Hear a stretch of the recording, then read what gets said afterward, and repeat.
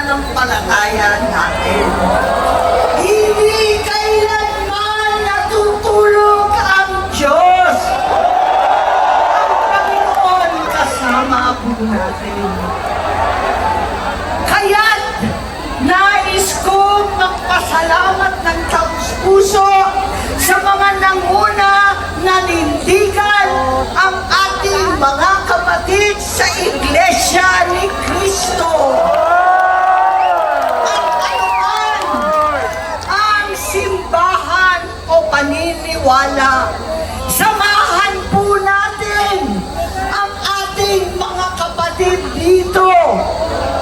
Nananawagan ako sa kauna-unahang kinulong, inapi, sinugod, KOJC, sumama kayo. Alang-alang sa mahal nating Pastor Kibuloy. Sumama po kayo. Lahat ng ating mga Romano, ang mga Kristiyano at Evangelicals, alam ninyo na ito ay tama. Ito ang tunay na katarungan. Kumalingaw-ngawang inyong pastoral letter sa bawat sulok ng ating kapulungan.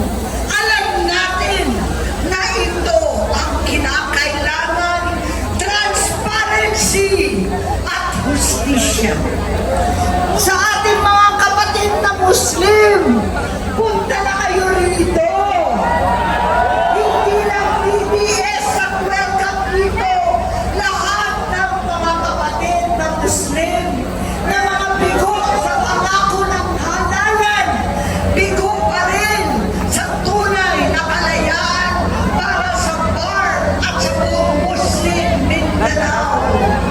Halina't magkaisa, we are one!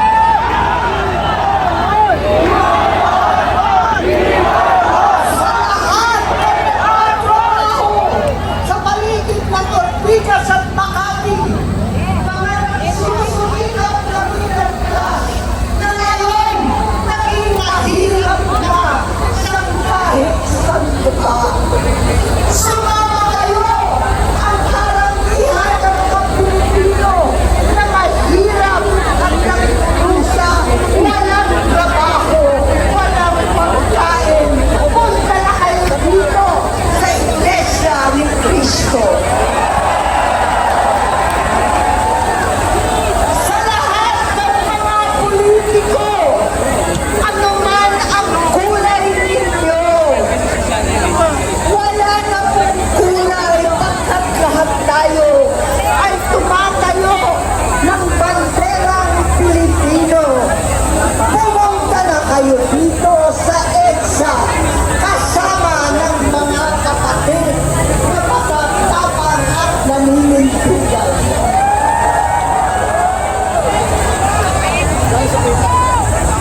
Pati na rin ang mga dating loyalista, Ilocano, Bisaya, taga-Maynila at Katagalugan, mga bigo at laslas ang puso katulad ko.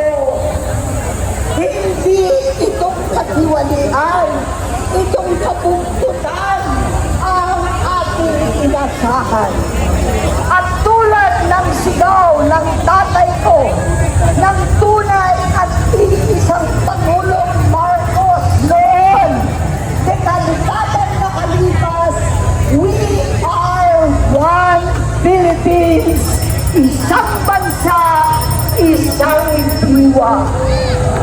Magkaisa tayo kasama dito sa pamumuno ng Iglesia ni Cristo. Magkaisa tayo. Hindi lang kung ipagtanggol ng mga senador, hindi lamang dahil kay Robin, kay Singgol na nakakulong, kay Alan, sa lahat sa amin na pinatawan na ng kaso, higit sa lahat ng aking pinapakapatid, Senator Rodante Marcoleta, na alam ko naman ipagtanggol ang sarili sa mga kabugtutan, kabalbalan, kalokohan na pinataw sa Kanya. Magkaisa tayo, hindi sa mga politiko lamang para ipagtanggol ang mga kapatid, kundi para sa sambayanang Pilipino, para sa ating kinabukasan, para sa ating mga pamilya. We are one! We are one! We are one! We are one! Mabuhay ang katarungan! Mabuhay ang katotohanan! Maraming salamat po. Thank you very much po.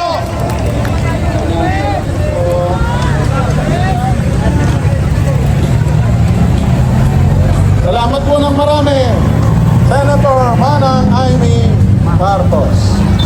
10 palakpak para kay Manang.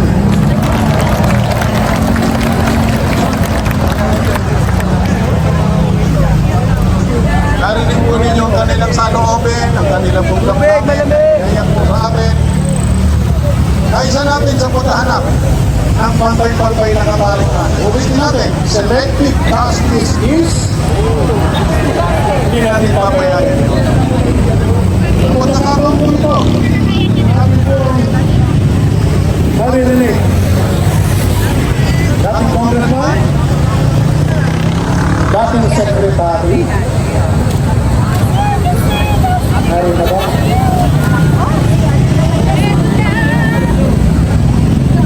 Abang-abangan natin.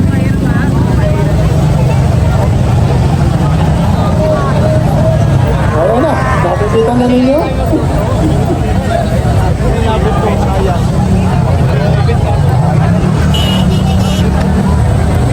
Tawagin na po natin. Yes.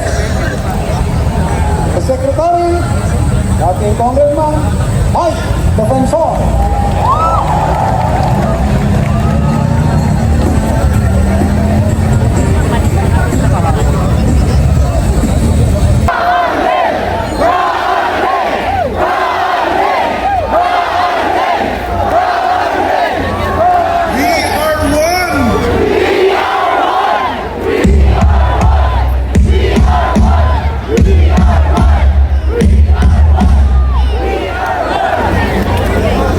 Magandang gabi po sa lahat ng mga kababayan natin at mga kaibigan, mga mahal na kapatid, sa lahat ng mga Pilipinong nagmamahal sa kanyang bayan. Baka po ang iba ay wala pa rito. Halina po kayo. Sumama po kayo dito sapagkat tayong lahat ay iisa. We are one!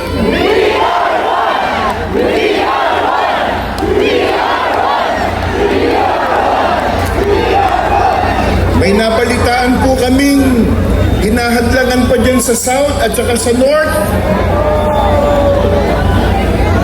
Meron naman na po tayong permit.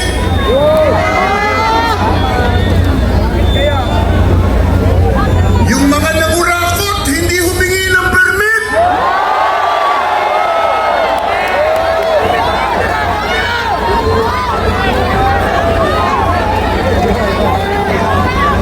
Meron pong ilang mga kapwa natin mamamayan nagbigay po ng comment at ang iba ay napublish sa social media.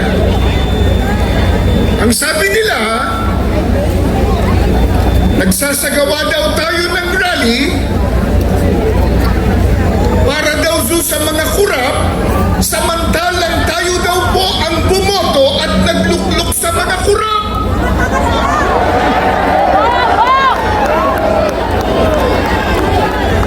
Ang ibig lang sabihin, tinatanggap nila may mga kurap sa gobyerno. Aminado yung nagsabi, may mga kurap sa pamahalaan. Eh kung ayaw nila sa kurap, sumama na sila dito sa atin.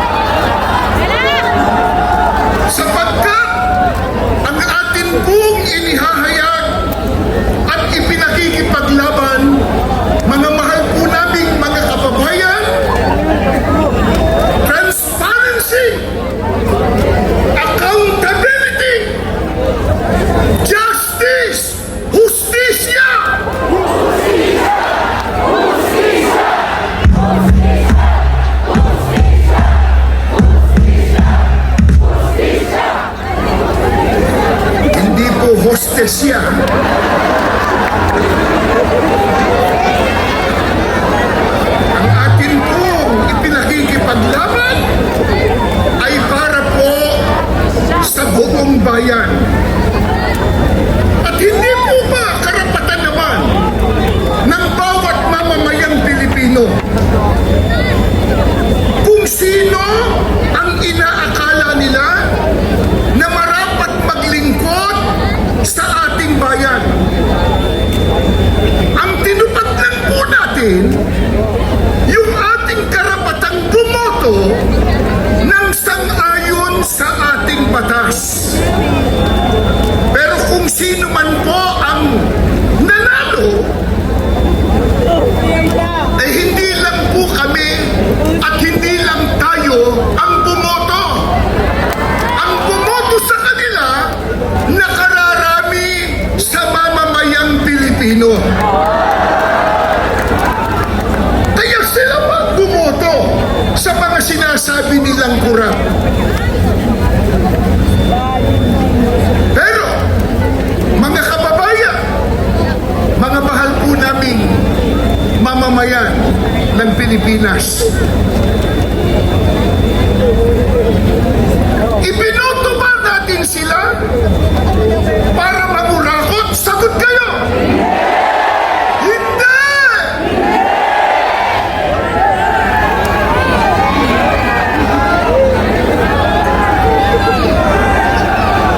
Kaya natin sila pinili at ibinoto sa ating pag-aakala na sila po ay gagawa ng mabuti sa kapakanan po ng sambayanang Pilipino. Pero sila po ang sumira sa pagtitiwala natin yon.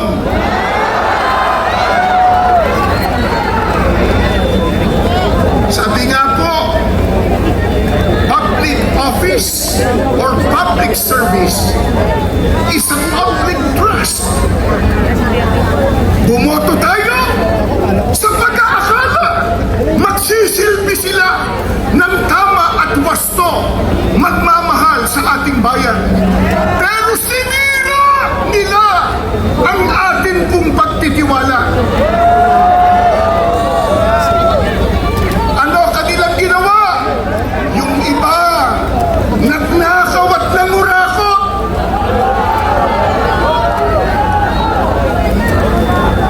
Mga kababayan, kung nangurakot pa sila at nagnakaw, pati ba tayo sisisihin nila? Ano kinalaman natin sa ginawa nila?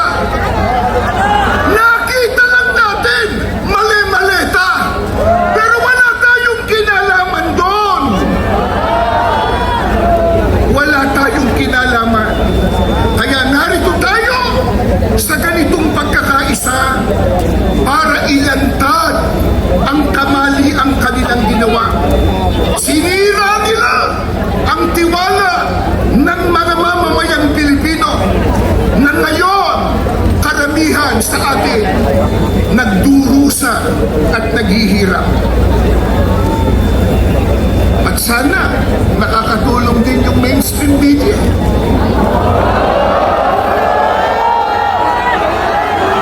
Pero alam ba ninyo, may lumabas ngayon, ito daw angaw-angaw na ito ng tao. Ang sabi nila, nasa media po social media, 5,000 lang daw tayo. Totoo ba yun? Totoo ba yun? Tignan nga natin. Ipakita natin sa screen.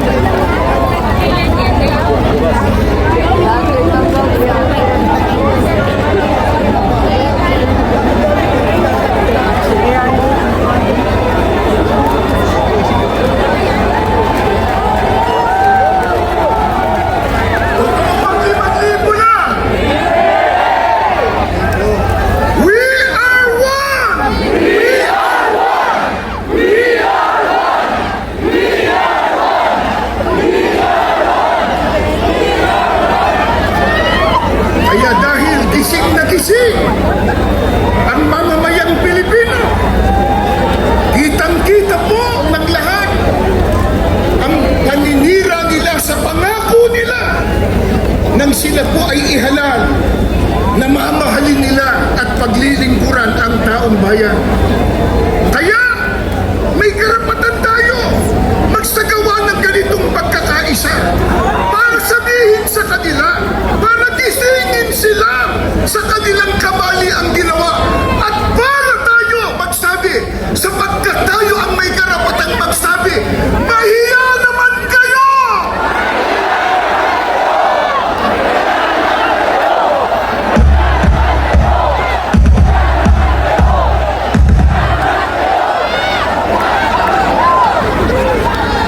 Mga kababayan, yun po ang sinisikap na gawin ni Senador Rodante Marcoleta at iba pang mga kapanalig niya. Isa siya sa mga nangunguna sa pag-expose at pag-iimbestiga, pagsisiyasat para po mapatawan ng akmang disiplina o parusa ang mga salarin. Pero yung ibang kapanalig niya, dati, lumipat ng bakod.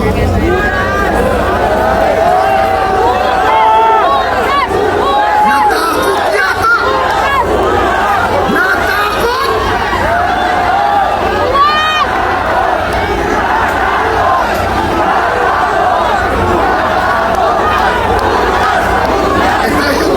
Kayo ba, mga kaibigan at mamamayan, natatakot ba tayo?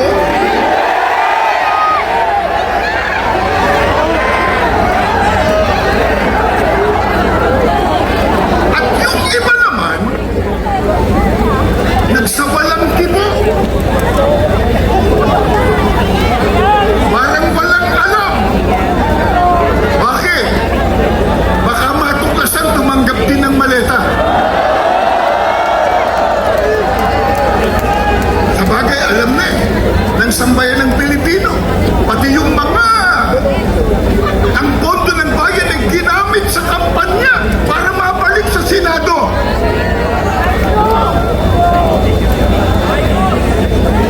Yung senador na magiting at naninindigan po sa panig ng tama at ng katarungan, siya pa yung gustong patahimigin.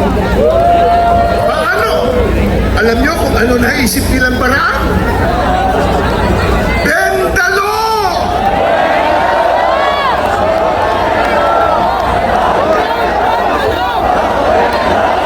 No bendalo! No bendalo!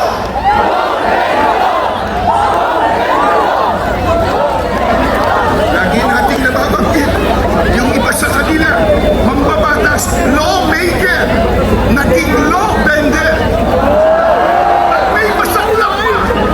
Yung iba po, tagapagpatupad sana ng batas, alagang ng batas, pero naging manlalaban ng batas.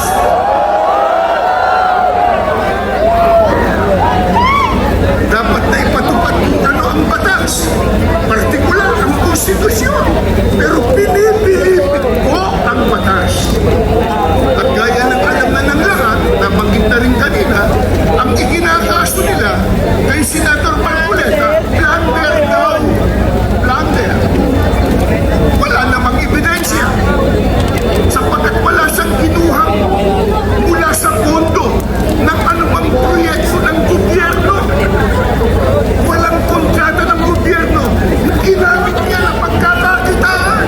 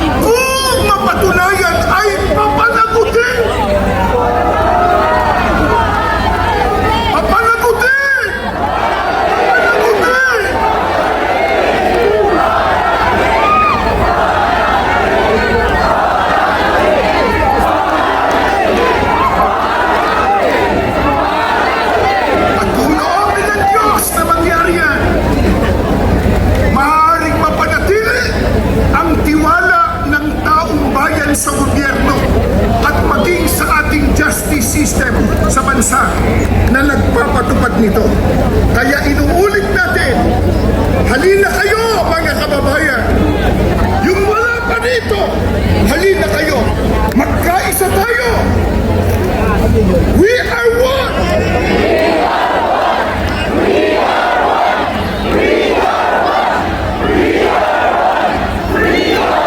At muli po nating sabihin, hanggat may mga Pilipino nagmamahal sa ating bansa,